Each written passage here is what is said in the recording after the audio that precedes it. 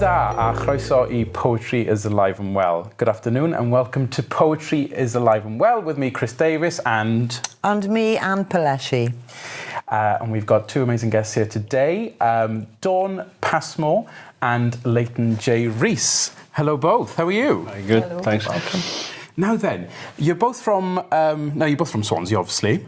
Now tell me where you're from, Dawn. I'm Wen originally, Yeah. and I live in Town Hill now. There we are. And how about you, Leighton? Town Hill, I moved to Brimhill briefly, but Town Hill. So born and bred Town Hill, Yeah, basically. yeah.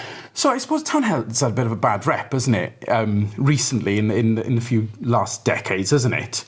But you've come to talk about the positive things about Town Hill. Yes. And there are so many positive things to share about Town Hill, aren't there? Yes. Now, tell me about the community. You're retired to start off with, aren't you? You used to teach, didn't you? Yes. Where was that? In Gowerton Yeah? School, yes. How Yeah. long were you there for? I didn't start teaching until I was 40. All right. So I taught for 12 years, and I sort of packed in. Well, I took early retirement a couple of years ago, yeah. But you haven't become a lady of leisure, have you? No. No. Tell us a bit about what you do then. I work in the Phoenix, in the Phoenix Centre. So I work for the Hill Community Development Trust. And for those who don't know where the Phoenix Centre is, where exactly is that? It's perched right on top of Town Hill. Brilliant. Fabulous location then. Beautiful. Still in Paradise Park, still surrounds it. So you looking at the Mumbles on one side. And it's just tucked over the brow of the hill, so you can't quite see it from Town Hill Road. Right. But if you go up Powys Avenue, you can get into it that way. And there's Is it by the old water tower that used to it's be? opposite. Right. But you can't actually see the building from the road, so... Oh, yeah, I know where you are now. Right, A lot of people don't know it's there. Yeah. No. It's surprising, isn't it? Yeah. Is it important that it's there? Why is it there? I think it was a place where... Because my parents met in the tower. Did they? Yeah, and Paradise Park has always been a sporting area. And the Blue Club was there in the 80s. Ah, yeah. So there was a youth club there. And of course, the housing office is actually a community centre. It's got a lovely stage in there and a sort of lovely hall. So what exactly do you do now there in the Phoenix? Okay, I do some. I'm there. Bit of everything then. In the reception area is where I work, and when people come in, very often they're looking for something. So they're looking for help with certain things, aspects of their housing, or maybe we can direct them to Communities First. So it's a kind of community hub to start with, and I think that's essential. And people come there saying, "Do you know who do I talk to about this?" And inevitably, people who've lived on the hill all their lives and have worked there for 17 years in some cases can say, "Oh yeah, so-and-so down the road," or "Yeah, we'll give them a ring now." And I'm overwhelmed by the kindness of the people I work with. Do you know what I mean? And everyone else is too. And it's an absolute community hub. It's beautiful. How did... there was a project that was started in the centenary of Dylan Thomas, wasn't there? For poetry on the hill. I can't remember the poet's name they got. Zachariah, was it? Ben Zachariah, yes. They came up and they did sort of something similar to Under Milkwood, didn't they? And that was very successful. And the children of Dylan Thomas School were in it, and there were lots of older people that you don't see very often nowadays. It was really exciting. Yeah. As a teacher, you must have enjoyed seeing that. Fab, absolutely fab, because I think everyone's a poet. Absolutely. What about you, Leighton? Poet. Did you participate in that centennial? No, I was on course at the time. I remember reading about it, looked into it a little bit, but then it didn't end up... It wasn't your... No. I think you're right, yeah. Okay. Yeah. So I mean, how does this go into your work? Because I mean, is it the experiences that you've had working there that contributes towards your work as a poet, or what inspires your work? It's difficult to say. Poetry sort of is something I do now and again. Okay, yeah. And when I finished teaching, there were poems I had to write, and a lot of what's the small collection I've got now is from that period really. I haven't written any since I'm working in the Phoenix. Really? Yeah. So how long have you been there for, did you say? 2 years. 2 years, Just over right, 2 years, okay. Yeah. And how about you, Leighton? What kind of things inspire you? What kind of things do you write about to start off with? Because I know you got 2 published books, haven't you? Yeah. Congratulations on that, by the way, because I've seen them. They look brilliant. Thank you. The first was out in January, early this year. I think both a little bit different. Sometimes it's my children inspire me. Other times my pure either love or hatred of people. Yeah. Oh, wow. I like that. See? So it's either from a place of love or sometimes hatred, as you say. Brilliant. Do you find, though, that it's when something grates at you that the words come out? The first poem I wrote was in response to the disaster of Fukushima. And it was a rant. It was published in Evening Post. It was an absolute rant about just the state of the world. And the fact that we still have this fear of nuclear energy and nuclear... Very current. Incredibly current. But there was an anger because I was born the year C&D was born. Yeah. Do you know what I mean? Yeah. And to think that I grew up with that fear of the Cold War through the 60s and 70s and that is still there. And yes, it was anger initially, yeah. And people who were alive at the time may have passed away now, but, you know, some people have some kind of... Well, you learn from history, or you think that you learn from history, but it seems to be coming around again in another generation, and it's very scary, isn't it? I don't think any generation loses the fear of the last one, quite honestly. You know, I think I just wonder how cyclical this has to become. Yeah, how many times do we have to come here? Yes. Yeah. Just I mean, they're building a nuclear power station at the moment, 3 miles from Cardiff, just you know, in Hinkley Point C.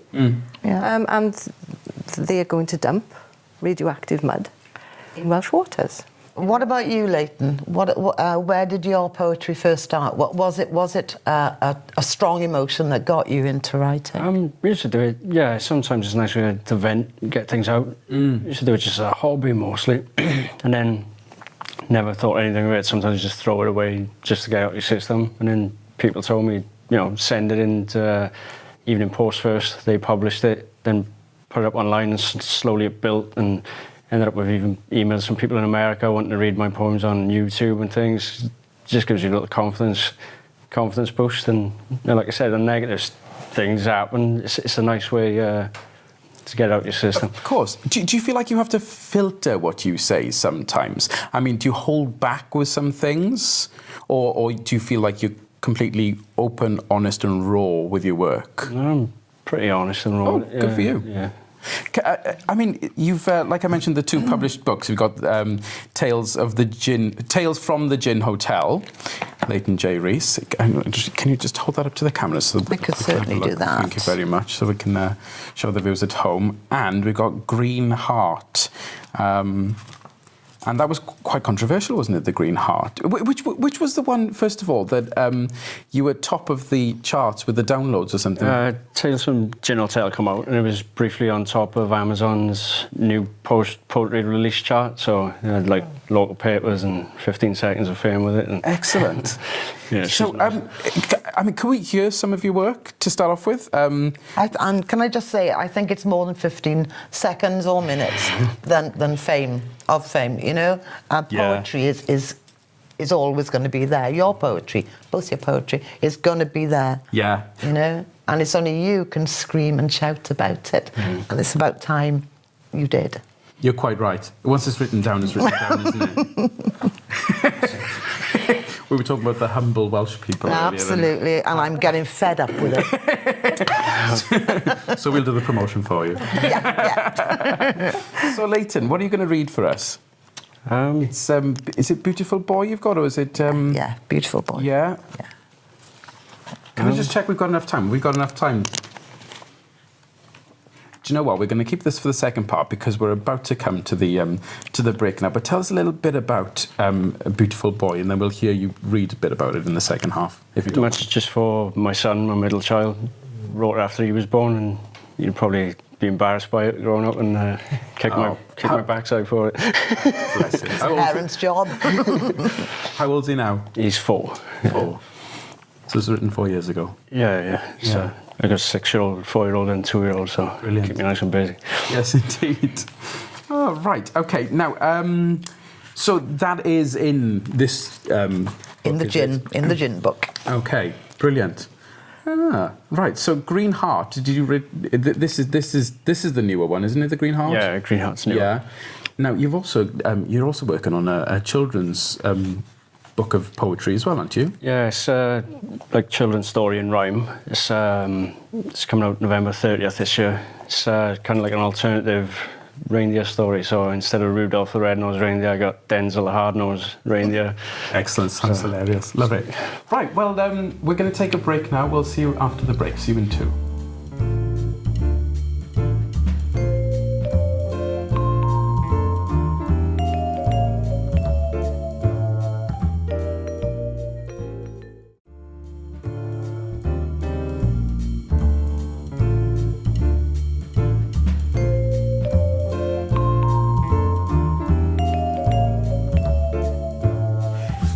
Welcome back.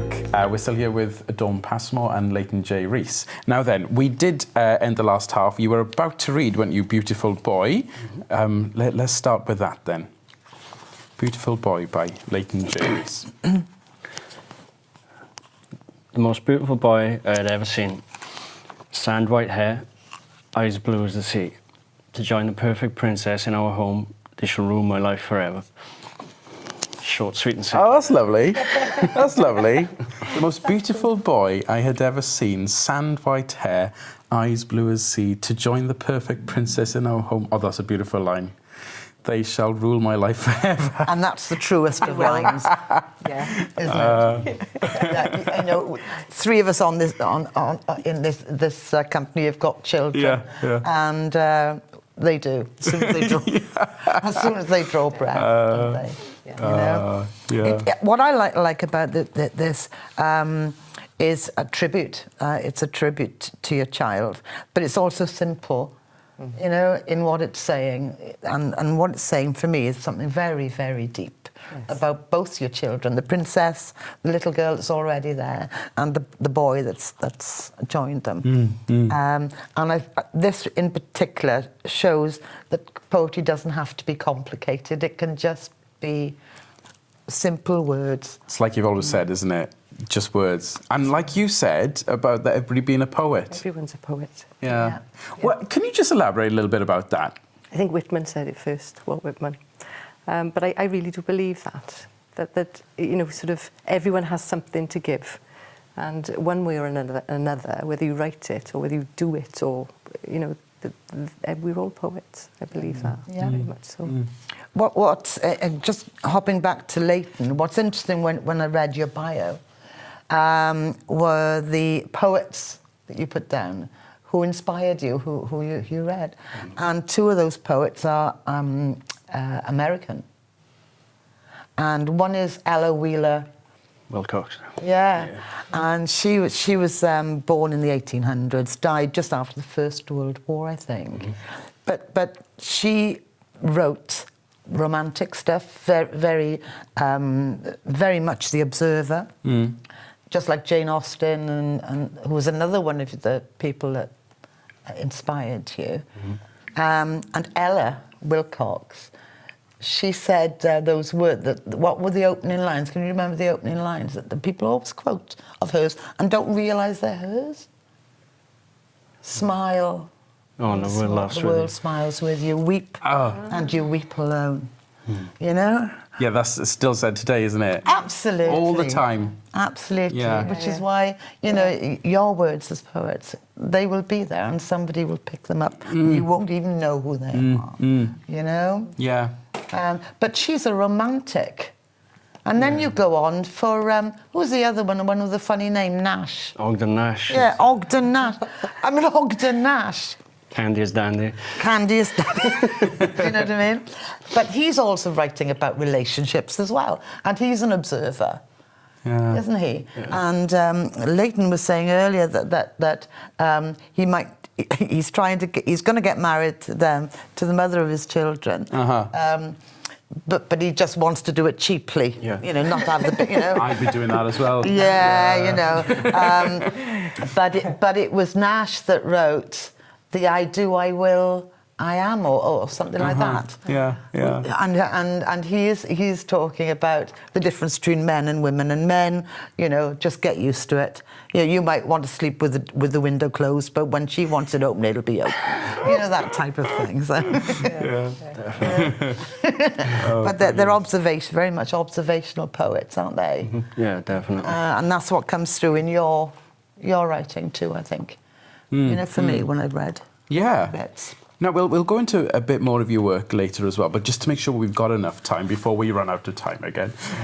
Could you share with us your poem, Dawn? We've got Time by you, haven't we? Yes. Right, OK. Her oceans carried me, clever amoeba, pulsing to the rhythm of planets, slow to grow patient for her verdant stage, unaware of directions planted carefully before the call. Salt breaking over limbs, gargling waves, turning to face spring. Heading upstream, the source giggling through you, bright birthright singing in your blood, pumping Cynghanedd on and on till, arriving where the rhythm of your being began, starry-eyed and drunk with moonshine, wet with amorous yearning, tainted time wobbled. The minutes dragging hours in a frantic tick, seconds too insignificant to know how the now, urgently calls from the cutting edge. The machine's tock, tock, tock, takes its echo from the sun, moon, stars in your eyes, that only now and then, found time to smile. That's beautiful. Lovely, isn't it? Isn't it? Lovely, yeah. You seem like a kind of a... do you know, as I'm reading that, because we've spent an hour or so in the green room chatting beforehand, didn't we? And I get that you're a very astute woman, a very spiritual person. I feel. Are you? Would you say that you're a spiritual? I mean, that doesn't necessarily have to mean religious in a way, but that you think. I mean, or you question.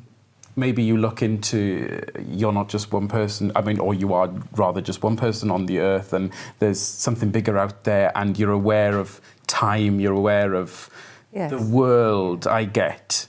I think it's earth for me. It's about the earth. Yes. And it's about our relationship with the earth. And I feel very much that we are a manifestation of this earth, and that we've lost that connection. And I think that's very important, because I think we will destroy the planet if we don't maintain or get back to a place where we actually worship the earth. Because there's nowhere else. Yeah. This is the jewel in the universe's crown. There is nowhere else, you know? I watched a video online the other day, and it showed if the human race disappeared now, what would the earth become in the next 5-10 years? Yeah. And it seems to return to earth. Yes. But we're part of that. Do you know we what I are mean? part of that, yes. yeah. Yeah, and I think we've sort of set ourselves against it, almost. You know, and I think we need to embrace the fact that we are part of it. Yes. And then we don't become the destroyers of Earth, we become also the healers, do you know? What would you call your style? Are you freestyle? I mean, this one is very, very flowing, very romantic. Is that your style? Would you say that is your style generally? It is generally. I'm very careful with the syllables and, you know, the pattern that it forms on the page. So I think it's not exactly free. I'm still very sort of concerned about the form, whether I like it or not. Yeah. So yes. And have you deliberately, both you and Leighton actually in your work, you start each line with a capital letter, which to some writers will seem an ancient way, an older way of forming. Yeah. And some not. Is there a reason why, both of you, this is a question for both of you really, why you both go for the capital letter, even though it isn't always the beginning of a new sentence? I think, you know, when you come to the end of a line on a poem, when you start a new... It is sort of a natural pause, isn't it? Yeah, so in a sense, there's some emphasis on that first word in that. Right. To me, as a reader, it looks neater. I mean, I don't know if that's old-fashioned or what. It's what we're used to, isn't it? Yeah. I suppose there is that. I suppose because I'm a musician as well, and when it comes to lyrics, I like to when you start a new line, new capital letter. Yeah. But it just, and especially if it's there, it's presented to you. I think it looks neater. But also there's if you go back, you say it's an older version that you're used to. If I was reading it, for instance, and there was a comma at the end of a line, I wouldn't expect then a capital letter. Oh, I see. Because it's the beginning of a very new... true. Yeah. So it's all about, I think, choice, isn't it? Yes. Yeah. Does it feel right for you or not? Do you like that, Leighton? Is that what you do, or do you write in a different style? I never really thought of it. I guess I just naturally do without thinking. Just do it. Yeah. Isn't it strange that? It's that old wind-up merchant, the Oxford comma, as well, isn't it? You know what the Oxford comma is. You know. Do you use it? Don't you use it? And can you put an "and" after an Oxford comma and all this? Well, that is the Oxford comma, isn't right. it? Yes. It's the comma and the word "and" or. Right. Yeah. Oh, lost my... you've lost yourself. I've lost my thing. I can't hear Jack in the gallery now. Well, you don't listen to me, so that's no... I think the punctuation is it's like the music in words, because it tells you where to pause and where the emphasis is. Yes. Anyway, we're going to have to leave it there, I'm afraid, but thank you so much both for coming in. Thank you for watching, and we'll see you again next time. Thank you. Thank you.